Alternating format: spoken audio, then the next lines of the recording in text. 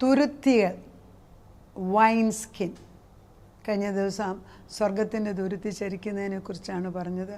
ഓരോ വിഷയം എടുക്കുമ്പോൾ അതിനോട് റിലേറ്റഡ് ആയിട്ടുള്ളത് പരിശുദ്ധാത്മാ പറഞ്ഞു തരുന്നു.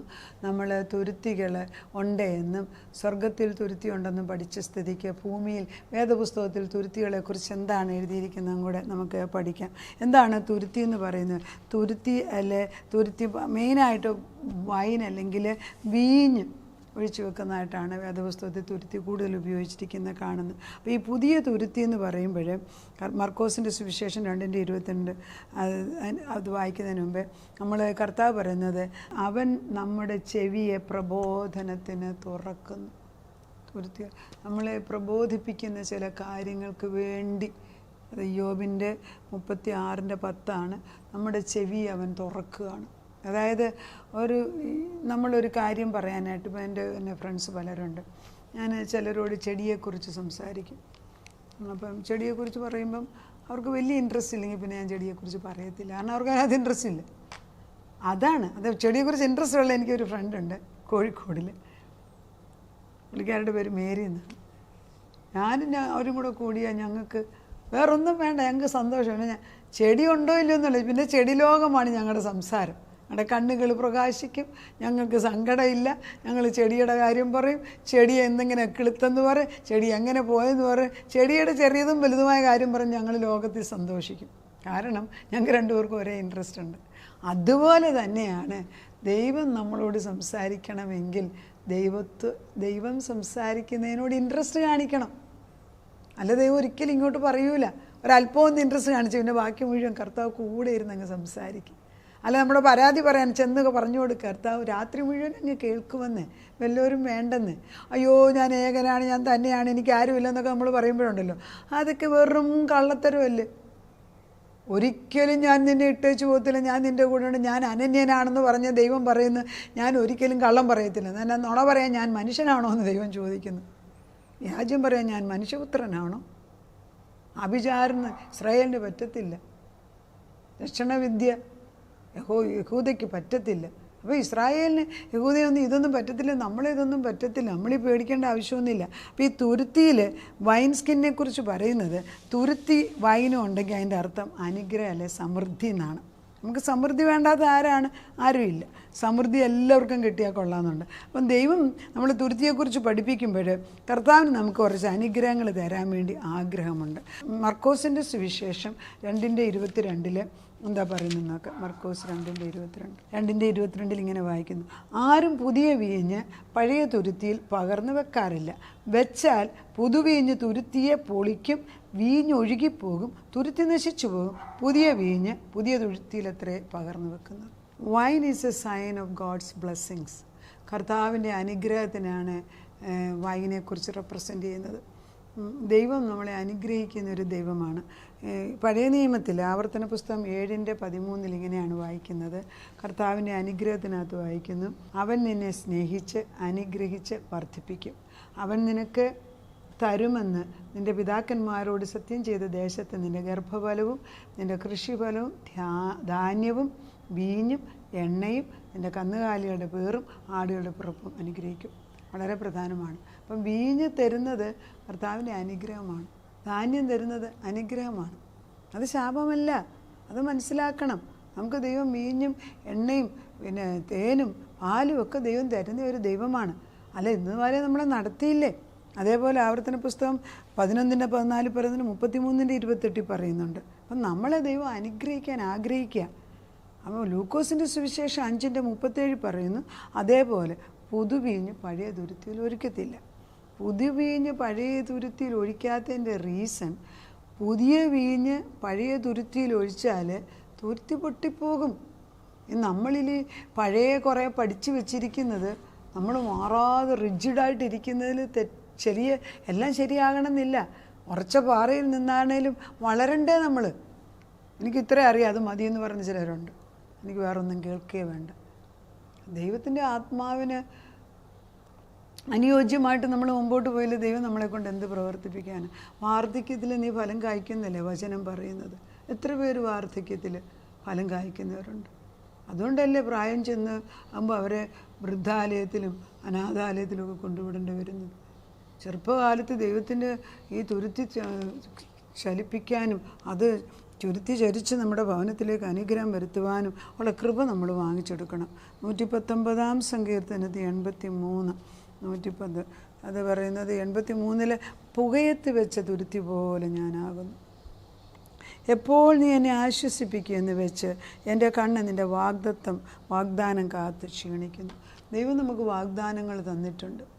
പക്ഷെ നമുക്ക് ശരിയായിട്ട് പ്രാർത്ഥിക്കാൻ അറിയത്തില്ലെങ്കിൽ ഇത് നമ്മൾ ഇങ്ങനെ വെച്ചുകൊണ്ടിരുന്ന് നമ്മൾ ആവലാതി പറഞ്ഞുകൊണ്ടിരിക്കും. അല്ല, ദൈവം ഒരു വാഗ്ദത്തം തന്നിട്ടുണ്ട്, അത് അതിൻ്റെ തക്ക സമയത്ത് നടക്കും. നമ്മൾ അബ്രഹാമിനെ നോക്കാം. അബ്രഹാം വിശ്വസിച്ചു, അത് നീതിയായിട്ട് കണക്കിട്ടു എന്ന് പറയും. അബ്രഹാമിന് ഉടനെ സന്തതിയെ കൊടുത്തില്ലെന്ന് ഓർക്കണം. 25 വർഷമെടുത്തു വാഗ്ദത്ത പുത്രനുണ്ടായി. അപ്പോൾ അബ്രഹാമിന് ഈ വാഗ്ദത്തം കൊടുത്ത ദൈവം അബ്രഹാമിന് വിശ്വാസം ഇട്ടുകൊടുത്തു. അതുപോലെ നമുക്ക് എന്തെല്ലാം വാഗ്ദത്തങ്ങൾ ഈ വേദപുസ്തകത്തിൽ, നമുക്കിതെല്ലാം നമുക്കുള്ള വാഗ്ദത്തങ്ങളാണ്. അതെടുത്ത് പ്രാപിച്ചെടുക്കാൻ വേണ്ടി നമ്മൾ പഠിക്കണം. തുരുത്തി ഉൽപ്പത്തി 21:14 നമ്മൾ വായിക്കുന്നുണ്ട്. അബ്രഹാം ഒരു തുരുത്തി വെള്ളം എടുത്ത് വെച്ചിട്ട് ഇസ്മായേലിന്, അതായത് ഹാഗാറിന് ഇസ്മായേലിനും കൊടുത്തിട്ട് പറഞ്ഞു വിടുന്ന ഒരു ഭാഗമാണത്. അതായത് അബ്രഹാമിന് ഇസഹാക്ക് ഉണ്ടായതോടുകൂടി അവിടെ കലക്കമുണ്ടായപ്പം ഇസ്മായേലും ഇസഹാക്കും കൂടെ ചേരത്തില്ല. അപ്പം ഒരു ദിവസം സാറ പറയുന്നു, ദാസിയും ദാസിയുടെ പുത്രനും പുറത്ത്. ഈ സാറായാണ് അവിടുത്തെ അധികാരി. അത് മനസ്സിലാക്കണം. നമുക്കൊരു അധികാരമുള്ളത് നമ്മൾ എടുത്തുപയോഗിക്കണം. ആത്മീയ കോളമാണ് ഞാൻ സംസാരിക്കുന്നത്. സാറാണ് ആത്മീയ കോളത്തിലെ അധികാരി. അവൾ ഹാഗാറിനെ അനുവദിച്ചു കൊടുത്ത് ഒരു കുഞ്ഞുണ്ടായാൽ അവൾക്ക് വളർത്താമെന്ന്, സാറായ്ക്ക് വളർത്താമെന്ന് ചിന്തിച്ചു. പക്ഷെ അത് നടന്നില്ലല്ലോ, ഇവിടെ പ്രശ്നമായി. അപ്പം അങ്ങനെ ഇരിക്കുമ്പോൾ സാറ പറയുകയാണ്, ദാസിയുടെ മകനും എൻ്റെ മകൻ്റെ കൂടെ ജീവിക്കാനൊക്കത്തില്ല. അവൻ അബ്രഹാം വളരെ ദുഃഖപ്പെട്ടു. കാരണം അബ്രഹാമിൻ്റെ ഒരു സന്തതിയാണ് ഇസ്മായേലും. അപ്പോൾ അബ്രഹാം വിഷയം കൊണ്ട് ദൈവത്തിന് മുമ്പിൽ വെച്ചു. അപ്പോൾ ദൈവം എന്താ പറഞ്ഞു? സാറ പറഞ്ഞിട്ടല്ല നീ നേരത്തെ കാണിച്ചതൊക്കെ, എന്നോട് ചോദിച്ചില്ല. സാറ എന്ത് പറഞ്ഞോ അത് ചെയ്യാൻ പറഞ്ഞു. ഇതാണ് പലപ്പോഴും നമ്മൾ ദൈവത്തോട് ചോദിക്കുക, അവരൊന്ന് ചെയ്യും. ദൈവം പറയുന്നത് അവർ പറയുന്നത് ചെയ്തോളാൻ പറയും. സാറ പറഞ്ഞു ഇവളെ പുറത്താക്കാൻ പറഞ്ഞു. ഒരു നിവൃത്തിയില്ല, വീട്ടിൽ നിർത്താനൊക്കത്തില്ല.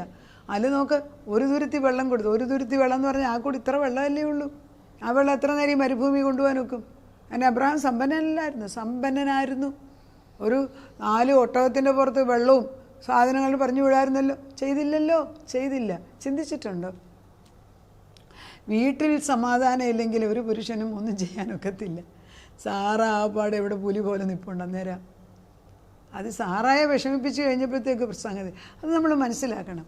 വീട്ടിൽ ഈ പല പെൺമക്കളും ഈ എൻ്റെ പള്ളിയിലൊക്കെ വരുന്നവർ ചെറുപ്പക്കാരനോട് പറയും, അയ്യോ അമ്മായിമ്മയെ കൊണ്ട് വഹിക്കാൻ വയ്യ, പ്രശ്നമാണ്, മറ്റേ മറിച്ച്. കഴിഞ്ഞ ദിവസം എന്നോട് ഒരാൾ, അമ്മായിമ്മയുടെ പ്രശ്നം വലുതാണ്. അപ്പോൾ ഞാൻ പറഞ്ഞു, എൻ്റെ കുഞ്ഞെ, നീ അമ്മായിമ്മയെ സ്നേഹിക്കാൻ പഠിച്ചേ പറ്റൂ. അമ്മായിമ്മ അവിടുത്തെ നിൻ്റെ ഭർത്താവിൻ്റെ അമ്മയാണ്. എങ്ങനെയാണ് അവരെ സ്നേഹിക്കേണ്ടതെന്ന് ദൈവത്തോട് ചോദിക്കണം. ആദ്യം അവരെ അനുഗ്രഹിച്ച് പ്രാർത്ഥിക്കരുത്, അവരുടെ കുറ്റം പറയാതെ. ഇതൊക്കെ കേൾക്കുമ്പം ചെയ്യാൻ പ്രയാസമെന്ന് ആദ്യം അവർ പറഞ്ഞാലും കുറച്ച് കഴിയുമ്പോൾ അവർക്ക് മനസ്സിലാകും സത്യമാണ്. കാരണം പ്രാർത്ഥിക്കാൻ തുടങ്ങുമ്പം സ്പിരിറ്റ് മാറും. അപ്പോൾ അമ്മായിമ്മ മരുമോളെ ഇറക്കി വിടാനായിട്ട് പ്രശ്നം ഉണ്ടാക്കുമ്പം മരുമോൾ അമ്മായിമ്മയ്ക്ക് അനുഗ്രഹിച്ച് പ്രാർത്ഥിക്കാൻ തുടങ്ങിയാൽ അവിടെ പ്രശ്നം അനുഗ്രഹമാക്കി മാറ്റും. സങ്കീർത്തനം 56:8 നീ എൻ്റെ ഉഴൽച്ചകളെ എണ്ണുന്നു, എൻ്റെ കണ്ണുനീർ നിൻ്റെ തുരുത്തിയിൽ ആക്കി വെക്കണമേ. അപ്പം നമ്മുടെ ഉഴൽച്ചകൾ, നമ്മുടെ പ്രയാസങ്ങളെ അവൻ അറിയുന്നുണ്ട്. സങ്കീർത്തനം 56:8 എൻ്റെ കണ്ണുനീര്, നമ്മളീ പൊഴിക്കുന്ന കണ്ണുനീര് ദൈവം തുരുത്തിയിൽ സൂക്ഷിച്ചു വെച്ചിരിക്കും. നമ്മൾ വിചാരിക്കും, അയ്യോ കണ്ണുനീര് ചില പറഞ്ഞ സ്ത്രീകളോട്, അയ്യോ കരഞ്ഞ് മടുത്ത്, ഇനി എനിക്ക് കരയാൻ അറിയത്തില്ല. ശരിയല്ലേ? ഒരു സ്റ്റേജ് എത്തുമ്പോൾ പിന്നെ കരയാൻ അറിഞ്ഞുകൂടാ. എല്ലാവർക്കും, പുരുഷന്മാർക്കും ഉണ്ട്. ഭർത്താവും കരഞ്ഞില്ലേ? സ്ത്രീകൾക്ക് മാത്രമല്ല. പിന്നെ ഇമോഷൻസ് കൂടുതൽ കാണിക്കുന്ന സ്ത്രീകളാണ്.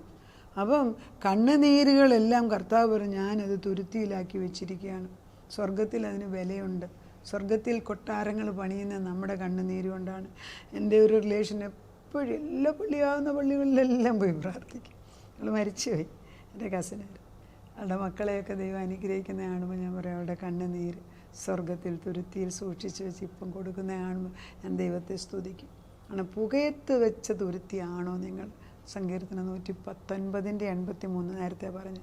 അപ്പോൾ നമുക്ക് കണ്ണുനീരിൻ്റെ തുരുത്തിയുണ്ട്, പുകയത്ത് വെച്ച തുരുത്തിയുണ്ട്, പിന്നെന്തുവാ ദൈവം തമ്പുരാന് വീഞ്ഞു കയറ്റി വെക്കുന്ന ഒഴിച്ചു വെക്കുന്ന തുരുത്തിയുണ്ട്. അപ്പോൾ പുതിയ തുരുത്തിയും പഴയ തുരുത്തിയും കൂടെ ഒന്നിച്ച് കൊണ്ട് നടക്കൂല. തുരുത്തി പുതിയതാക്കണം ഇനി തൊട്ട്. വചനം എസെക്കിയേൽ 36:26 പറയുന്നു, പുതിയ ഹൃദയം നമുക്ക് ദൈവം തരും. പുതിയ വീഞ്ഞ് പകരാൻ പറ്റിയ പുതിയ ഹൃദയം തരണമേ എന്ന് നമുക്ക് പ്രാർത്ഥിക്കാം. അതാണ്, പുതിയ വീഞ്ഞ് പകരാൻ പറ്റിയ തുരുത്തിയാക്കി മാറ്റണം.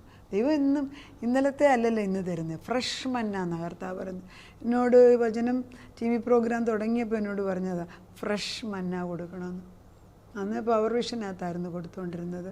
അത് കഴിഞ്ഞ് പിന്നെ ഞാൻ വിചാരിച്ചു കുറയ്ക്കാമെന്ന് വിചാരിച്ചപ്പോൾ എന്താ എല്ലാ ദിവസവും മെസ്സേജാക്കി V² ഇപ്പം വരുന്നത്.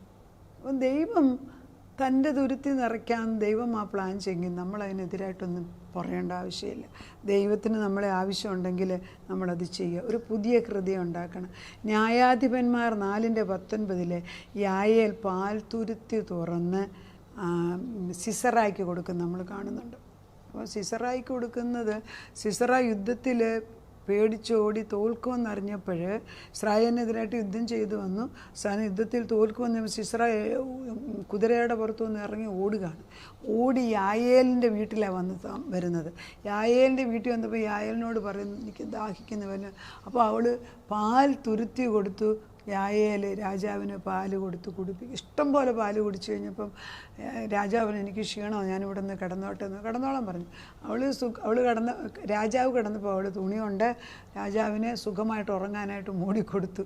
ആരേലും ദുഷ്ടം വരുന്നെങ്കിൽ അറിയിക്കണ്ടല്ലോ എന്നും വിചാരിച്ചായിരിക്കും. പക്ഷേ എന്തെടുത്തു, ഗാഢനിദ്രയായിരുന്നപ്പോൾ അവൾ ടെൻറ്റിൻ്റെ ഒരാണി എടുത്തിട്ട് രാജാവിൻ്റെ നെറ്റിക്ക് വെച്ചിട്ട് അടിച്ച് താഴ്ത്തി രാജാവിനെ കൊല്ലുക ചെയ്തത്. അപ്പം തുരുത്തി നിറയ്ക്കുന്നതും തുരുത്തി എന്തിനുപയോഗിക്കുന്നു ഒക്കെ വേദപുസ്തകത്തിൽ പല ഭാഗങ്ങളിലായിട്ട് നമുക്ക് കാണാൻ സാധിക്കും.